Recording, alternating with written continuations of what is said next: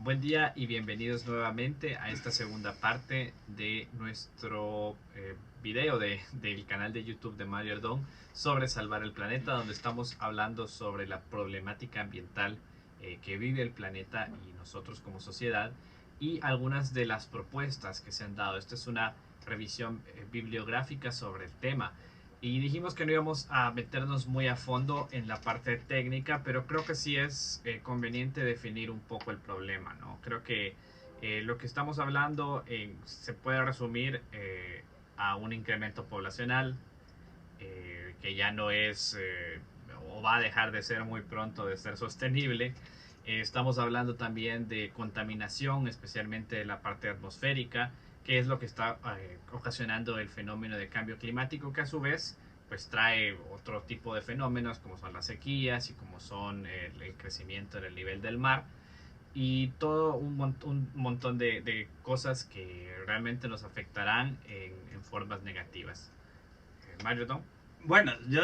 quisiéramos, siguiendo en una visión de no perder la esperanza, tenemos también el trabajo, por ejemplo, que estábamos hablando, por ejemplo, Herman Daly, donde antes hablábamos de Herman Daly como casi como una visión,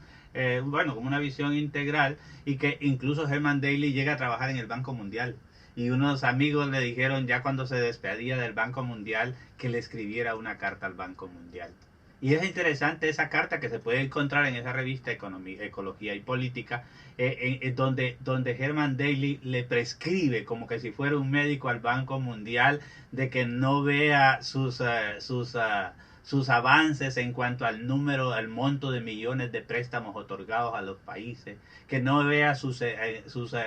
avances en cómo es el tamaño de la casa del actual director del banco, que no vea, entonces le receta como ciertas, como que si fuera un organismo vivo al Banco Mundial, le receta una serie de recomendaciones interesantes de las cuales tal vez se han hecho algunos oídos sordos, pero él sigue en su proceso de trabajar, por ejemplo, con este libro que se llama Para el bien común y recomienda hacia una economía, el ambiente y un futuro sostenible. Y aquí él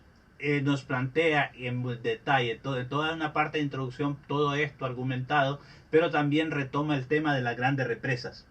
Las grandes represas en el mundo han demostrado ser no sostenibles económicamente aún en el corto plazo. Entonces por ahí, como la respuesta no están en esos grandes monstruos, en esos grandes financiamientos, sino en la búsqueda de visiones más sostenibles y más en la integración de los pueblos en el desarrollo y los territorios. Y luego tenemos este intento que se llama Por eso somos tan pobres, que es el intento de dos investigadores que tratan de ver en las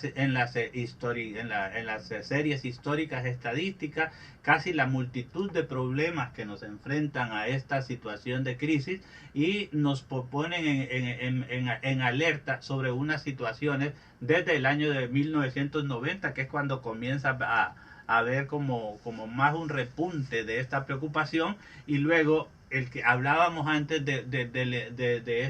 este libro que salió, se llamaba Los límites del crecimiento del Club de Roma, pero que 30 años después es analizado y revisado estadísticamente y también con mucha objetividad por un grupo de científicos, y se escribe este libro que se llama Más allá de los límites del crecimiento. O sea, para ver qué tan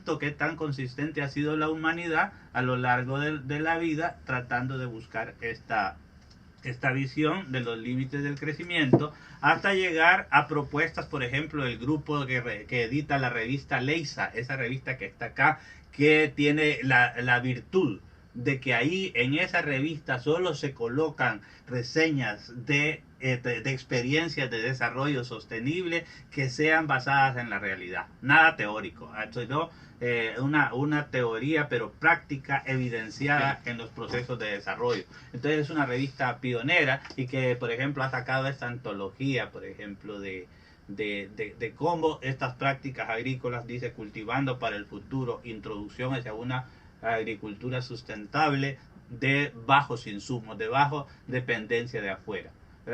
Tratar de aprovechar al máximo los recursos que se tienen sin negar los aportes de lo que puede venir del exterior. Entonces por ahí es que vemos cómo va avanzando una propuesta, y luego personas como Martínez Alier, del que hablamos antes en el Ecología, Economía y Ética, hablamos también de su libro de Ecología y Economía de Naredo también, que es el que hace esta propuesta interesante y lúcida sobre la economía, hacia una economía en evolución y hacia una economía de los recursos naturales, para volver a recalcar en ejercicios prácticos como este de ecología, economía y medio ambiente en Canarias, que es hecho por 9 profesionales de diferentes disciplinas, donde podemos ver cómo abordar desde el contexto de una situación insular, cómo abordar de forma integral esa visión interdisciplinaria, pero no solo interdisciplinaria en el sentido de varias disciplinas, sino de la articulación real de profesionales en la construcción de un mensaje de comunicación científico que valga la pena como propuesta. Y luego siempre en España tenemos este libro. Por ejemplo, yo recuerdo que cuando me llegó este libro yo había tenido un accidente y estaba preso Pinochet en Inglaterra, y leí este libro. Entonces dije, con este libro vale la pena, porque es una presentación novelada donde se llama El Arca de la Biodiversidad, genes, especies y ecosistemas, y es como lo más lúcido de propuesta frente al futuro desde una visión territorial en su diversidad de territorios, pero es una visión como propuesta universal de lo que se debe hacer frente al futuro, de este investigador José Antonio Pascual Trío. Entonces yo creo que sí han habido profesionales que han estado en la búsqueda y luego hasta evolucionar. Pues más o menos lo que está hablando en estos dos trabajos es lo que viene aquí. Hasta evolucionar en lo que se llama una ciencia posnormal. Una ciencia posnormal, otros le llaman o ciencia con la gente. Cuando a mí me preguntan qué es la ciencia posnormal, yo digo de que es aquella que nos pone en esta situación. Que cuando a mí como profesional, como científico, como activista me preguntan ¿qué es esto de la ciencia posnormal? Y es aquella situación donde pone al investigador a preguntarse qué tan afectados saldrían las personas que tienen que ver con esto. Entonces, cuando a mí me preguntan algo sobre algo, yo no debo dar mi respuesta mientras no haya consultado a una buena muestra de todos aquellos y aquellas que ahora o en el futuro puedan salir afectados por mi respuesta. Eso es lo que se llama una ciencia comprometida, una ciencia sistemática que busca ver los impactos de sus futuras respuestas y acciones. Entonces por ahí es donde necesitamos esa pertinencia de la visión científica. Sí, la ciencia posnormal básicamente aboga por la conjunción de las disciplinas para poder abordar estos grandes problemas que tenemos enfrente. Las disciplinas, y teniendo en cuenta la opinión de los que viven los hechos, ¿verdad? Los pobladores, hombres y mujeres, urbanos y rurales, indígenas y no indígenas, y de ahí han surgido, por ejemplo, trabajos como este, Cultivar para la Paz, que es identificando una serie de elementos en la agricultura actual que son sostenibles y que han demostrado su sostenibilidad y sus posibilidades y potencial de desarrollo frente al futuro. Entonces por ahí es donde hablamos de esto, y luego personalidades como Noam Chomsky, que vamos también a retomar más adelante, pero que en este librito nos dice para el bien común. Este librito, Noam Chomsky, ahí por el 2001, nos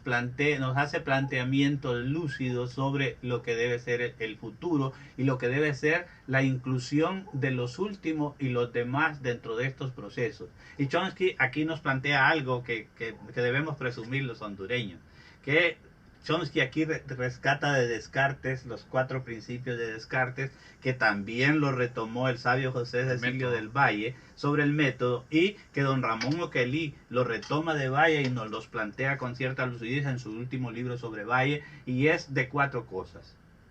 Partir de ideas claras, si no, no parta. Tratar de ver la realidad en tantas partes como sea posible, no para separarla, sino para ligarla y volverla a entreligar. Tratar de ir de lo más sencillo a lo más complejo, y la última, que es tratar de ver si en el pasado no hemos cometido algún error, si en el presente no estamos cometiendo algún error y estar atentos a la posibilidad de certeza de posibles aciertos o desaciertos que podamos tener frente al futuro. Entonces, este tipo de planteamientos que son universales, que son antiguos en la historia de la humanidad, son todavía válidos para un proceso de actuación frente al futuro, hasta llegar a propuestas territoriales lúcidas y activas como estas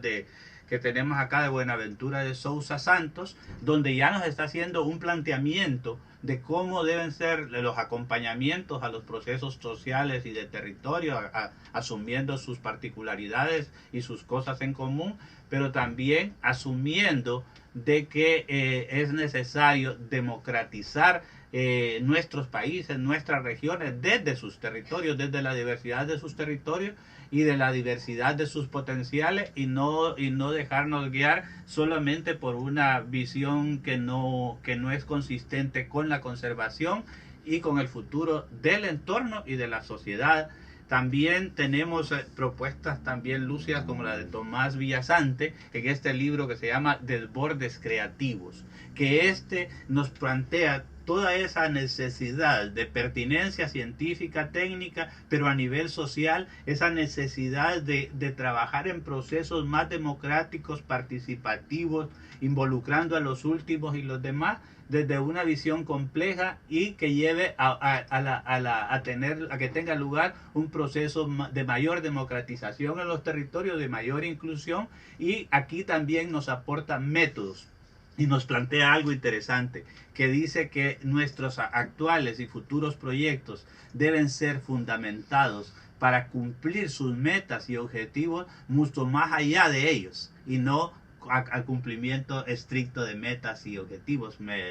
cuantitativos, sino cómo planteamos nuestros proyectos para ir más allá, para lograr esos desbordes creativos que él llama, que serían como la base del futuro en el trabajo que debemos hacer. Y luego nos vamos aproximando poco a poco a planteamientos muy lúcidos, del cual tal vez dediquemos un programa, como este planteamiento de Zygmunt Bauman. Zygmunt Bauman, este fue el primer libro que llegó a mis manos por intermedio de una amiga, y es Vida de Consumo. Y Zygmunt Bauman nos plantea de que uno de los problemas, una de las condiciones que hacen llegarnos a estas crisis es esa involucramiento, esa involución en una cultura de consumo o anticultura de consumo. Y por ejemplo acá en este libro él nos plantea cómo se pueden llegar a tener viviendas dignas con materiales locales, por ejemplo, y cómo esta visión de futuro y de acción en la vida de las sociedades y de los territorios es clave frente al futuro. Luego seguimos, por ejemplo, ya en nuestra región, a nivel de Mesoamérica, se está hablando ya de saberes ambientales campesinos, cultura y naturaleza en comunidades indígenas y mestizas de México, pero que también esto es válido para nuestras comunidades campesinas e indígenas de Centroamérica. Por ejemplo, en Honduras nos podemos dar el lujo de que hay tantas evidencias de sostenibilidad en nuestros sistemas agrícolas de milpa, en nuestros manejos de bosque adhesado, tal como se manejaba en Europa, pero adaptado a América, en el zona suroeste de Honduras, en sistemas de gestión de agua, en sistemas de terracerías antiguas que ya tienen tres siglos o más de estar demostrando su sostenibilidad en el altiplano del Epaterique, aquí por San Buenaventura. Estamos hablando de sistemas de 20, 30 kilómetros, miles de hectáreas de sistemas de manejo de este fondo que podrían ser restaurados sin tanta inversión y demostrar lo posible que es una verdadera gestión integral de cuencas, con resultados que serían halagadores, porque implementar esos sistemas en este momento costaría muchos miles de millones, y en cambio restaurarnos, que ya están apropiados por la gente, que ya están manejados por la gente, creo que podría ser una acción interesante, pero que ha sido invisibilizada desde el punto de vista de gestión de cuencas, por ejemplo, en Honduras y en Centroamérica. Entonces por ahí vamos viendo y cómo avanzamos en este proceso hacia lo que ahora está de moda, cómo creamos mayor resiliencia a nivel de nuestros territorios, a nivel de nuestras economías, a nivel de nuestras sociedades. La resiliencia entendido por esa capacidad que tienen nuestros pueblos campesinos e indígenas y pobladores urbanos, como esa capacidad que tienen nuestros pueblos de salir adelante a pesar de las dificultades, de salir adelante y de ser creadores. Por ejemplo, alguien decía, bueno, como en un continente pobre, digamos, entre comillas, como América Latina, surgen premios Nobel como García Márquez, como Miguel Ángel Asturias, aún en condiciones de calamidades, ¿no? de pobreza. Entonces, como que la resiliencia es esa capacidad de salir adelante a pesar de los pesares. Entonces, por ahí es donde nosotros ya desde el punto de vista académico deberíamos estar más atentos a esto. O, por ejemplo, a las sorpresas que da la vida. Nassim Nicolás Taleb, jugarse la piel. Ha ganado, es un psicólogo que ha ganado el premio Nobel de Economía. Y porque él ha logrado demostrar de que la mayoría de las decisiones no son de razonamientos económicos, sino psicológicos, y entonces cómo el trabajar en una mejor educación, en una mejor vida, nos lleva a corregir eso que llaman las asimetrías de la vida cotidiana. Y entonces creo que por ahí también es algo que está pendiente para trabajar hasta llegar a planteamientos todavía más lúcidos en el sentido de los planteados por Noam Chomsky. Que creo que en realidad esto es algo que vamos a hablar ya en el tercer video. Vamos a hablar un poquito sobre algunos libros muy recientes. Este es de 2020, este incluso es de 2021. Noam Chomsky, Cooperación y Extinción, y este a cargo de Bill Gates, el jefe de Microsoft. Cómo evitar un desastre climático, y vamos a hablar también un poco sobre Lester Brown. Creo que con este video terminamos la reseña bibliográfica, y ya el siguiente video va a ser un poquito más de discusión. Entonces esperamos nos puedan acompañar para ese último capítulo de esta serie. Recuerden suscribirse al canal, compartir, darle me gusta, y esperamos haya sido de su agrado, y los esperamos en nuestro siguiente video. Gracias, Diego.